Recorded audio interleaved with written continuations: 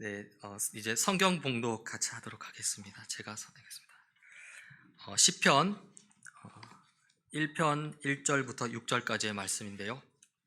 네, 제가 봉독하도록 하겠습니다. 복 있는 사람은 악인들의 꾀를 따르지 아니하며 죄인들의 길에 서지 아니하며 오만한 자들의 자리에 앉지 아니하고 오직 여호와의 율법을 즐거워하여 그의 율법을 주야로 묵상하는도다.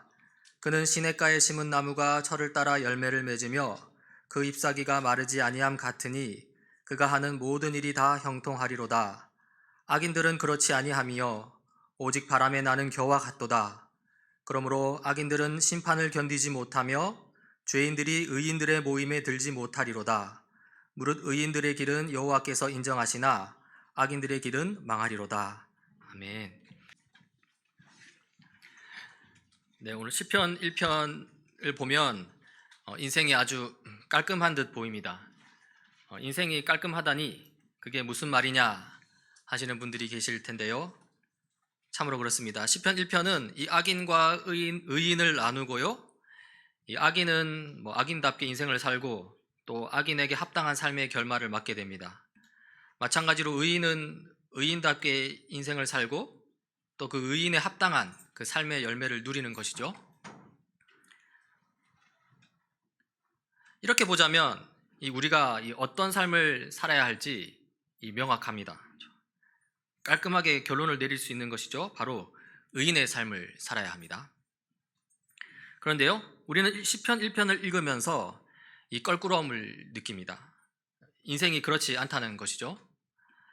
먼저 의인의 삶에 대해서 살펴보자면요, 이 3절이 좀 많이 걸립니다. 그는 시냇가에 심은 나무가 철 따라 열매를 맺으며 그 잎이 시들지 아니함 같으니 하는 일마다 잘 될 것이다. 어떻습니까? 여러분 동의가 되십니까? 시편 기자는 아주 자신 있게 선포합니다. 의인은 시냇가에 심은 나무와 같아서 계절을 따라 풍성한 열매를 맺는다. 의인은 시들지 않는 이파리와 같으니 늘 푸름을 유지하고 그 아름다운 생명력을 드러낸다. 그래서 어떻답니까? 의인은 하는 일마다 다 잘 될 것이다.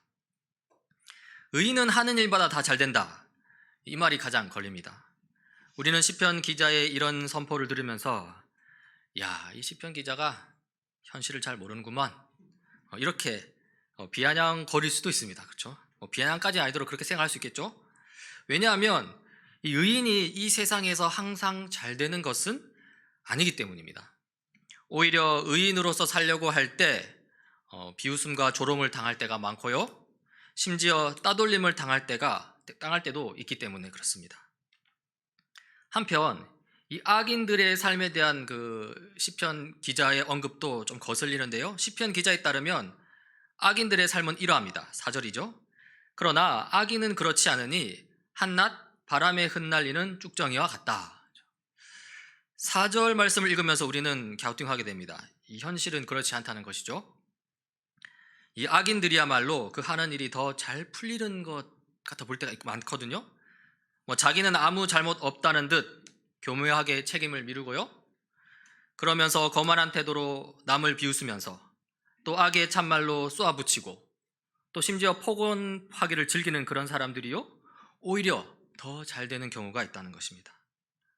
악인들은 이 사람들이 흔히들 당하는 그런 고통도 잘 피해 다니고요, 세상 말로 운이 좋다고 하죠. 어떻게 보면 그런 재앙이 악인들을 피해 다니는 것 같아 보이기도 합니다. 몸에 윤기가 자르르 흐르고요, 얼굴에는 건강함이 묻어나 있습니다. 심지어 죽을 때에도 고통이 없는 것처럼 보입니다. 상황이 이러하니 이 시편 1편 4절 말씀, 그러나 악인은 그렇지 않으니 한낱 바람에 흩날리는 쭉정이와 같다는 이 말씀이 전혀 와닿지 않습니다. 그러면서 우리는 이렇게 결론을 내리게 됩니다. 시편 1편의 기자는 현실을 잘 모른다.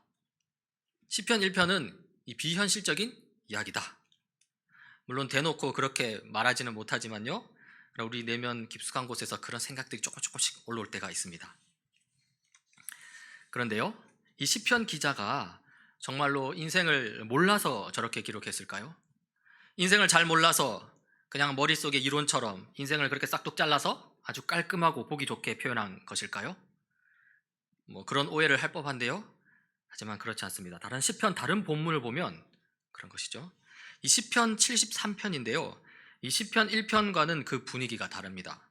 제가 찬찬히 읽어가면서 좀 이야기를 해보고자 합니다. 먼저 1절과 2절입니다. 하나님은 마음이 정직한 사람과 마음이 정결한 사람에게 선을 베푸시는 분이건만 나는 그 확신을 잃고 넘어질 뻔했구나. 그 믿음을 버리고 미끄러질 뻔했구나. 그렇죠. 의외의 시작입니다. 시편 1편과는 좀 다르죠. 이 하나님 말씀의 기록자의 입에서 나올 말이 아닌 듯합니다. 확신을 잃고 넘어질 뻔했다고 하거든요. 믿음을 버리고 미끄러질 뻔했다고 하거든요. 그렇다면 이 무슨 확신, 무슨 믿음을 잃어버릴 뻔했을까요? 바로 의인에게 선을 베푸시는 하나님에 대한 확신, 그런 하나님에 대한 믿음을 잃어버릴 것 같다고 합니다. 이것은 시편 1편과는 너무 다릅니다. 시편 1편은 의인은 다 잘 된다고 했거든요. 하나님께서 의인에게 선을 베푸셔서 의인이 다 잘 될 것처럼 말합니다. 그런데 시편 73편은 그렇지 않습니다. 그렇다면 왜 시편 기자가 이 하나님에 대한 이 믿음과 확신을 잃어버릴 것 같은지 그 말을 좀 더 한번 살펴봅시다. 3절인데요. 그것은 내가 거만한 자를 시샘하고 악인들이 누리는 평안을 부러워했기 때문이다. 왜 의인에게 선을 베푸시는 하나님에 대한 이 확신과 믿음을 잃어버릴 뻔했냐면요, 이 거만한 자들이 오히려 더 잘 풀려서 그렇습니다. 그래서 시샘이 날 정도라는 것이죠. 악인들이 오히려 평안을 누려서 그렇습니다. 그래서 부러움이 절로 생겨난다는 것이죠.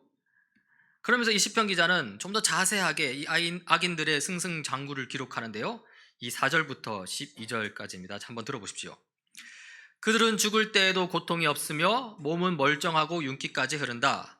사람들이 흔히들 당하는 그런 고통이 그들에게는 없으며 사람들이 을에 당하는 재앙도 그들에게는 아예 가까이 가지 않는다. 오만은 그들의 목걸이요 폭력은 그들의 나들이 옷이다. 그들은 피둥피둥 살이 쪄서 거만하게 눈을 치켜뜨고 다니며 마음에는 헛된 상상이 가득하며 언제나 남을 비웃으며 악의 말을 쏘아붙이고 거만한 모습으로 포건하기를 즐긴다. 입으로는 하늘을 비방하고 혀로는 땅을 휩쓸고 다닌다. 하나님의 백성마저도 그들에게 흘려서 물을 들이키듯 그들이 하는 말을 그대로 받아들여 덩달아 말한다. 하나님인들 어떻게 알 수 있으랴? 가장 높으신 분이라고 무엇이든 다 알 수가 있으랴? 하고 말한다. 그런데 놀랍게도 그들은 모두가 악인인데도 신세가 언제나 편하고 재산은 늘어만 가는구나. 어떻습니까? 이러니 시편 기자가 이 회의감에 빠져든다는 것입니다. 실제로 시편 기자는 그런 회의감을 토로하는데요. 13절입니다. 이렇다면 내가 깨끗한 마음으로 살아온 것과 내 손으로 죄를 짓지 않고 깨끗하게 살아온 것이 허사라는 말인가? 이 의인의 삶이 헛된 것처럼 보인다는 것이죠. 그러면서 시편 기자는 이 하나님을 따르는 삶이 이 잘 되는 삶이 아니라 오히려 고통과 고난을 초래하고 말았다고 말합니다. 14절이죠. 나는 하루 종일 고통을 당하였으며 매일 아침마다 벌을 받고 있습니다. 이러한 상황이니 이 시편 기자는 그냥 악인들처럼 살고 싶었다고 말하기까지 합니다. 15절입니다. 나도 그들처럼 말하며 살고 싶었지만 그것은 당신 백성을 배신하는 일일 것입니다. 그렇죠. 물론 악인들처럼 살진 않았죠. 그러나 시편 기자를 둘러싼 상황은 그를 깊은 고민 가운데로 끌고 갑니다. 그리고 16절입니다. 내가 이 얽힌 문제를 풀어보려고 깊이 생각해 보았으나 그것은 내가 풀기에는 너무나 어려운 문제였습니다. 그렇죠. 이 세상 돌아가는 게 이해가 안 된다는 것이죠. 네. 이 시편 기자는 결코 인생을 간단하게 바라보지 않습니다. 의인은 행복, 이 악인은 불행이라는 일종의 단순한 이분법적으로 세상을 보지 않습니다. 악인이 행복한 삶을 살 수 있다는 것을 알고 있고요. 또 의인이 불행한 삶을 살 수 있다는 것도 알고 있습니다. 그렇죠? 그렇다면요, 왜 시편 기자는 시편 1편에서 이렇게 시를 썼을까요? 3절 4절이었죠. 의인은 시냇가에 심은 나무가 철 따라 열매를 맺으며 그 잎이 시들지 아니함 같으니 하는 일마다 다 잘 될 것이다. 그러나 악인은 그렇지 않으니 한낮 바람에 흩날리는 쭉정이와 같다. 지금부터 왜 시편 1편 기자가 그렇게 시를 썼는지 좀 알아보고자 하는데요. 한번 봅시다. 왜 시편 1편에서 기자가 인생을 단순하게 썼는지를 알기 위해서는 시편 1편 1절과 2절을 읽어보아야 합니다. 1절 2절인데요. 복 있는 사람은 악인의 꾀를 따르지 아니하며 죄인의 길에 서지 아니하며 오만한 자의 자리에 앉지 아니하며 오로지 주님의 율법을 즐거워하며 밤낮으로 율법을 묵상하는 사람이다. 다니엘 새 시대 교우 여러분, 우리는 이 두 가지 신분으로 이 세상을 살아갑니다. 하나는 이 세상 나라의 시민이고요, 다른 하나는 이 하나님 나라의 시민이죠. 여기서 이 세상 나라라는 것은 꼭 부정적인 의미만을 담고 있지는 않습니다. 이 나라, 국가가 가지는 이 긍정적인 기능까지 우리가 무시할 수는 없죠. 가령 국가라는 이 제도적 단체 안에서 우리는 극심한 악으로부터 보호를 받습니다. 이 국가라는 울타리가 없다면 우리는 인간으로서 생존이 거의 불가능합니다. 당장 전 세계에서 고통당하고 있는 난민들을 보십시오. 보호해줄 국가가 없을 때 약자들이 더 피해를 입는데요, 여자들은 빈번하게 이 성폭행을 당하고요, 어린 아이들은 어떤 목적인지도 모르는 곳에 팔려가기도 합니다. 이 난민들이 그러한 인생을 사는 것이죠. 따라서 어떤 한 나라와 국가의 시민으로서 마땅히 해야 할 의무를 부정할 이유는 전혀 없습니다. 그리고 그런 의미에서 우리는 세상 나라의 시민으로서 살아가는 것이죠. 하지만 우리가 살아가는 이 세상 나라가 긍정적인 기능이 있다고 해서 완전하고 선한 것만은 아닙니다. 오히려 시편 73편에 나오듯이 수많은 악이 분명히 존재하고요, 그러한 악을 암묵적으로 허용하고 또 그러한 악이 필요하다고 하면 충분히 이용하는 곳이 바로 세상 나라입니다. 즉, 세상 나라는 완전히 몹쓸 곳은 아니지만 그러나 죄와 타락으로 심각하게 오염된 곳이죠. 그리고 그러한 죄와 타락의 상황 속에서 한 복된 소식이 들려왔는데 그것이 바로 하나님 나라에 대한 소식입니다. 구약 시대 때에는 이 하나님 나라가 이스라엘 나라를 통해 그림자의 형태로 주어졌는데요, 그러나 신약 시대 때에는 이 하나님 나라가 예수 그리스도의 초림, 이 성육신과 더불어 이 실체의 형태로 주어졌습니다. 이 땅에 오신 예수님이 이 그림자가 아니라 실체라면 이 하나님 나라도 실체입니다. 예수님의 십자가 죽으심과 부활하심이 허구가 아니라 실제 상황이라면 하나님 나라도 실제 상황입니다.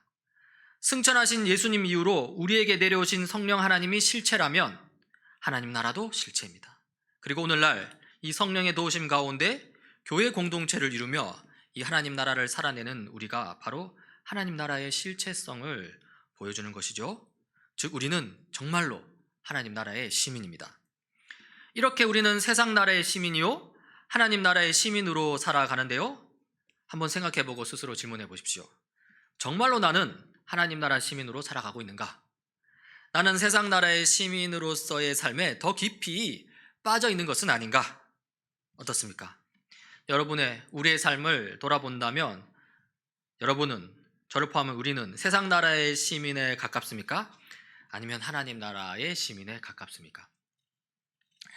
이 세상 나라 시민의 삶과 하나님 나라 시민의 삶을 항상 대조시킬 수는 없지만요, 그렇죠? 그러나 죄로 인해 오염된 세상 나라라는 이 현실 속에서 우리는 하나님 나라 시민으로서의 삶에 대해서 고민하게 됩니다. 즉, 우리 안에 이 성령의 속삭임 가운데 이 타락한 세상 나라와 이 선한 하나님 나라의 대립을 분명하게 인식한다는 것이죠.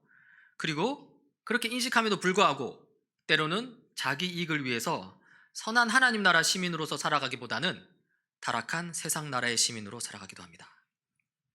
이러한 상황은 매우 실제적이고 실존적인 상황입니다. 그리고 이런 상황 속에서 시편 기자는 이렇게 선포하고 있습니다. 복 있는 사람은 악인의 꾀를 따르지 아니하며 죄인의 길에 서지 아니하며 오만한 자의 자리에 앉지 아니하며 오로지 주님의 율법을 즐거워하며 밤낮으로 율법을 묵상하는 사람이다. 이 시편 기자는 복 있는 사람에 대해서 이 세상 나라의 악함을 따르지 않는 사람이라고 정의합니다. 그렇죠? 악인의 꾀를 따르지 않는다, 죄인의 길에 서지 않는다, 오만한 자의 자리에 앉지 않는다, 이것을 한마디로 하면 이 세상 나라의 악함을 따르지 않는다라고 할 수 있는 것입니다. 여러분, 이 시편은 시입니다. 시에는 운율이 있습니다. 그렇죠? 그리고 그런 운율에 따라서 이 그다음 식구를 예상해 보면요, 이 복 있는 사람은 선인의 꾀를 따르며 의인의 길에 서며 이 겸손한 자의 자리에 앉은 사람이다라고 하는 게 뭐 훨씬 좋을 수 있습니다. 그렇죠? 운율이 느껴지고 더 뭐 이렇게 좀 좋다는 것이죠. 그런데요, 시편 기자는 그렇게 하지 않습니다. 그 대신에 율법이라는 단어를 2번이나 사용해 가면서 복 있는 사람에 대해서 정의하는데요, 바로 율법을 즐거워하는 사람, 밤낮으로 율법을 묵상하는 사람, 이 사람이 복 있는 사람이라고 이렇게 시를 지었게 말하고 있죠. 그렇다면 왜 선인의 좀 운율에 맞춰가지고 선인의 꾀를 따르며 의인의 길에 서며 겸손한 자의 자리에 앉는 사람, 이렇게 하지 않고 율법을 즐거워하며 묵상하는 사람이라고 했을까요? 그것은 율법을 즐거워하며 묵상하는 것이 곧 하나님 나라의 선함을 따르는 것이 되기 때문에 그렇습니다. 직결되기 때문에 그런 것 같습니다. 여러분, 이것이 오늘 제 설교의 핵심인데요, 다시 말씀드립니다. 율법을 즐거워하며 묵상하는 것이 곧 하나님 나라 시민의 삶을 사는 데 직결됩니다. 왜 그렇게 되는지 설명드리고자 하는데요, 요즘 우리가 매주 수요일마다 하고 있는 이 성경 공부, 성경은 드라마다라는 교재로 이렇게 하고 있는데, 그것과 연관지어서 좀 설명드리고자 합니다. 어떤 한 사람이 나고 자라서 이 주체적인 삶을 살아갈 때 그 사람의 삶의 방식을 결정하는 게 있습니다. 그것이 무엇이냐 하면 바로 우리가 큰 이야기라고 했죠. 내가 어떤 큰 이야기에 속해 사느냐에 따라서 그 사람의 삶의 방식이 결정되는 것입니다. 우리가 지난 시간에 봤듯이 내가 가령 서구 인본주의 이야기 속에서 살아간다 해봅시다. 이 주류 서구 인본주의 이야기에 따르면요, 이 신이라는 것은 없습니다. 인간의 영혼이라는 것도 없습니다. 사후 세계도 당연히 없다고 하겠죠. 따라서 이들은 철저히 현세 지향적인 삶을 살아갑니다. 죽기 전에 누릴 수 있는 행복을 다 누려봐야 한다고 합니다. 그게 삶의 목표인 것이죠. 그 삶의 목표를 완전히 다 이룰 수 없다 하더라도 어쨌든 이룰 수 있는 만큼 이루고 죽어야지, 이렇게 합니다. 그러니까 죽으면 아무것도 없거든요. 그러니 그 목표를 위해서는 죄도 좀 짓고 악도 좀 행할 수 있습니다. 최대 100년, 100년의 인생, 그 100년 인생 동안 누릴 수 있는 행복과 쾌락, 이 실컷 누리다가 그러다가 죽으면 그만이거든요. 어떻습니까? 이것이 바로 오늘날 일반적인 세상 나라 시민의 삶이라고 할 수 있습니다. 그들은 인본주의 이야기 속에서 삶을 그렇게 살아가는 것이죠. 한편 내가 이 성경 이야기 속에서 살아간다 해봅시다. 성경 이야기에 따르면 하나님이 존재합니다. 인간의 영혼도 존재합니다. 사후 세계가 있고요, 부활도 있습니다. 따라서 성경 이야기는 현세의 삶이 전부라고 말하지 않습니다. 죽으면 끝이 아닙니다. 현세에서의 죽음은 영원한 인생 여정에서 겪는 하나의 과정일 뿐입니다. 어떻게 보면 성경 이야기에서는 이 죽음 그 자체야말로 아무것도 아닌 것입니다. 그래서 어떻게 삽니까? 이 성경 이야기에 속해 사는 사람은 나의 인생을 최대 100년의 유한한 인생, 그렇게 안 봅니다. 나의 인생은 영원한 인생입니다. 그리고 영원한 인생에서 중요한 것이 바로 이 영원한 인생을 창조하신 하나님의 뜻입니다. 그 하나님의 뜻 안에서만 내가 참된 평강과 안식, 위로를 누릴 수 있다는 것이죠. 그래서 그는 세상을 창조하시고 다스리시는 하나님의 뜻이 무엇인지 알려고 하고요, 그 뜻대로 살아가려고 합니다. 그리고 그게 바로 하나님 나라 시민으로서의 삶이죠. 정확하게 말하자면 성경 이야기에 속해서 하나님 나라 시민의 삶을 살아가는 것입니다. 어떻게 이렇게 어떤 한 사람이 타락한 세상 나라의 시민으로 살아가느냐, 아니면 하나님 나라의 시민으로 살아가느냐에 있어서 중요한 것이 바로 그가 어떤 이야기에 속해 있느냐입니다. 성경은 드라마, 우리 그때 수요 성경 모의 첫 번째 시간에서 우리는 그런 인생의 방향과 삶의 방식을 결정하는 그 이야기를 큰 이야기, 거대 서사, 메타 내러티브라고 했는데요, 이 서구 인본주의 이야기나 또는 성경 이야기가 그런 큰 이야기에 속하는 것이죠. 이 밖에 유교 이야기나 불교 이야기, 무교 이야기도 큰 이야기로 볼 수 있는데요, 한국 사람으로서 우리는 이런 큰 이야기의 영향을 분명히 많이 받고 있습니다. 우리 유교 이야기에서 말하는 권위주의가 얼마나 우리 사회를 강력하게 붙들고 있습니까? 무교 이야기의 기복신앙은 교회 내에서도 여전히 위력을 떨치고 있습니다. 아무튼 이렇게 나의 삶은 내가 어떤 큰 이야기에 속해 있느냐에 따라 결정되는 것입니다. 그리고 여기서 우리는 시편 1편에서 복 있는 사람은 율법을 즐거워하며 율법을 밤낮으로 묵상하는 사람이라고 한 이유를 발견하게 됩니다. 복 있는 사람은요, 이 땅에 실체적으로 임한 하나님 나라의 시민으로 사는 사람인데요, 하나님 나라의 시민으로 산다는 것은 하나님 나라의 이야기에 속해 있다는 것입니다. 즉 성경 이야기에 흠뻑 젖어 있다는 것입니다. 그리고 시편 1편에서 말하는 율법, 모세오경, 그리고 바로 그것이 바로 성경 이야기를 가리키는 것이죠. 성경 이야기를 즐거워하는 사람, 성경 이야기를 밤낮으로 주야로 묵상하는 사람, 그는 하나님 나라 시민의 삶을 사는 사람일 것이며 따라서 참으로 복된 사람이라는 것입니다. 여러분, 이런 큰 이야기는 대결 구도 속에 있습니다. 당장 서구 인본주의 이야기는 신이 없다고 하는데 성경 이야기는 하나님이 있다고 하죠. 인본주의 이야기는 인간의 영혼 따위는 없고 모두 두뇌 작용일 뿐이라고 하지만 이 성경 이야기는 인간의 영혼이 존재하고 그 기능을 발휘한다고 하죠. 인본주의 이야기는 인생이 유한하다고 하지만 성경 이야기는 인생이 영원하다고 합니다. 이 거대한 두 이야기는 서로 양립할 수가 없습니다. 같이 존재할 수 없습니다. 왜냐하면 부딪히거든요. 우리는 둘 중에 하나를 선택해야 합니다. 인본주의 이야기에 속할 것인가, 아니면 성경 이야기에 속할 것인가. 그런데요, 이 문제는요, 인본주의 이야기가 우리 세상을 가득 채우고 있다는 것입니다.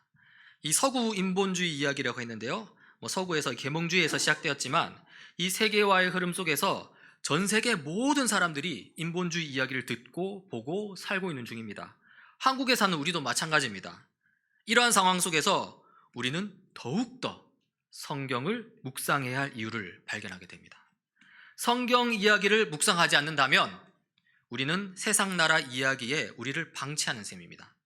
성경 이야기를 묵상하지 않는다면 우리는 세상 나라 이야기에 빠져들게 될 것입니다. 성경 이야기를 묵상하지 않는다면 우리는 하나님 나라 시민이 아니라 타락한 세상 나라의 시민으로 살아가게 될 것입니다. 여러분에게 여쭙고 싶습니다. 우리 다니엘 시시대 교우 여러분들은 지금 세상 나라의 시민으로 살고 있습니까? 아니면 하나님 나라의 시민으로 살고 있습니까? 하나님 나라의 시민으로 사십시오. 그러기 위해서 성경 이야기에 들어가시길 바랍니다. 인본주의 이야기를 비롯한 이 세상 나라 이야기가 가득한 상황 속에서 이 성경 이야기를 듣고 그 성경 이야기대로 이 하나님 나라 시민의 삶을 사는 사람이 쓴 시가 있는데요, 제가 들려드리겠습니다. 시편 23편입니다. 4절 5절입니다. 내가 비록 죽음의 그늘 골짜기로 다닐지라도 주님께서 나와 함께 계시고 주님의 막대기와 지팡이로 나를 보살펴 주시니 내게는 두려움이 없습니다. 주님께서는 내 원수들이 보는 앞에서 내게 잔치상을 차려주시고 내 머리에 기름 부으시고 나를 귀한 손님으로 맞아주시니 내 잔이 넘칩니다. 이 시편 23편의 시를 쓴 시편 기자는 죽음의 그늘 골짜기라는 세상 나라 이야기를 몸으로 경험하고 있는 중입니다. 또한 이 시편 기자는 나를 죽이려고 지금 막 달려오는 원수들이라는 이 세상 나라 이야기 속에서 위기를 바로 눈앞에서 보고 있습니다. 그러니까 시편 23편의 기자는 지금 이 세상 나라 이야기가 가득한 상황을 몸과 마음으로 경험하고 있는 것이죠. 그러나 그는 결코 흔들리지 않습니다. 왜냐하면 그는 율법을 즐거워하며 율법을 주야로 묵상하는 사람이기 때문입니다. 그렇게 성경 이야기에 속한 사람이기 때문입니다. 그리하여 그는 죽음의 골짜기에서도 두려움이 없습니다. 더 나아가 그는 원수들 앞에서 잔치상을 즐기기까지 합니다. 그렇죠. 자, 다시 한번 시편 1편 3절과 4절인데요. 그는 시냇가에 심은 나무가 철 따라 열매를 맺으며 그 잎이 시들지 아니함 같으니 하는 일마다 잘 될 것이다. 그러나 악인은 그렇지 않으니 한낱 바람에 흩날리는 쭉정이와 같다. 이 성경 구절 여러분 이제 어떻게 받아들여지십니까? 현실을 모르는 엉뚱한 소리로 들리십니까? 아니면 실체적으로 임한 하나님 나라 백성의 고백으로 들리십니까? 유한하고 타락한 세상 나라 시민의 관점으로 보자면 틀린 말이겠지만, 그러나 영원한 하나님 나라 시민의 관점에서 보자면 과연 옳은 말입니다. 다니엘 새 시대 교우 여러분, 하나님 나라가 이미 임했습니다. 이 하나님 나라는 현재 진행 중입니다. 이 하나님 나라는 완성이라는 결말, 또는 완성이라는 이 새로운 시작을 향해 나아가고 있습니다. 이 하나님 나라 이야기, 이 성경 이야기에 흠뻑 빠지시길 바랍니다. 성경 이야기를 즐거워하는 사람, 성경 이야기를 주야로 묵상하는 사람, 그래서 성경의 사람이 되길 간절히 바랍니다. 기도하시겠습니다. 하나님, 추수감사주의를 맞이하여 하나님께서 베풀어 주신 결실을 기뻐하며 감사합니다. 영혼에 비추어 짧디 짧은 인생의 발걸음 속에서 때마다 철마다 이렇게 열매를 허락하시고 이 열매를 통해 영원한 기쁨, 완성된 하나님 나라를 약간이나마 맛보게 하시니 참으로 감사드립니다. 목마른 사슴이 시냇물을 찾듯이 주님이 주신 성경 말씀, 그 위대한 이야기 가운데서 전력으로 하나님을 찾고 구하게 하시며, 그리하여 세상 나라 속 하나님 나라 백성다운 삶, 고통스러운 현실 속에서 감사가 있는 삶을 살게 하옵소서. 우리 주 예수 그리스도 이름으로 기도드립니다. 아멘.